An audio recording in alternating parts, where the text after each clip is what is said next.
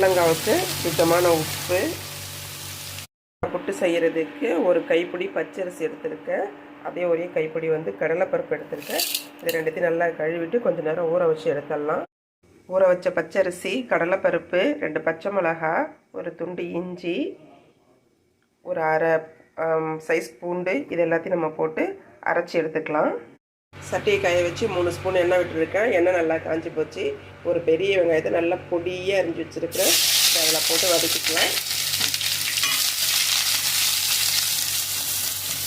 அரை ஸ்பூன் பெருஞ்சீரக பொடி,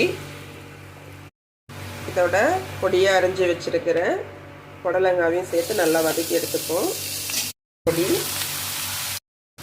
காய் நல்லா வதங்கி போச்சு. நம்ம இந்த ஸ்டைலில் அரைச்சி வச்சுருக்கிற அரிசி, கடலைப்பருப்பு, அந்த மசாலாலாம் போட்டோம்ல, அந்த இதை போட்டு கைவிடாமல் கிண்டுவோம்.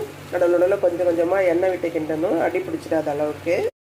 புடலங்காய் புட்டு ரெடி ஆகிடுத்து. நம்ம ஃபைனலாக மல்லித்தழையை தூவி விட்டு ஒரு பரட்டி எடுத்துடலாம்.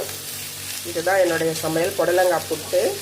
உங்களுக்கு பிடிச்சிருந்ததுன்னா, என்னுடைய சமையல் பிடிச்சிருந்ததுன்னா லைக் பண்ணுங்கள், சப்ஸ்கிரைப் பண்ணுங்கள். என்னுடைய சேனல் தொடர்ந்து பார்க்குறதுக்காகவும் புதுசாக பார்க்குறவங்களுக்கு ரொம்ப ரொம்ப நன்றி.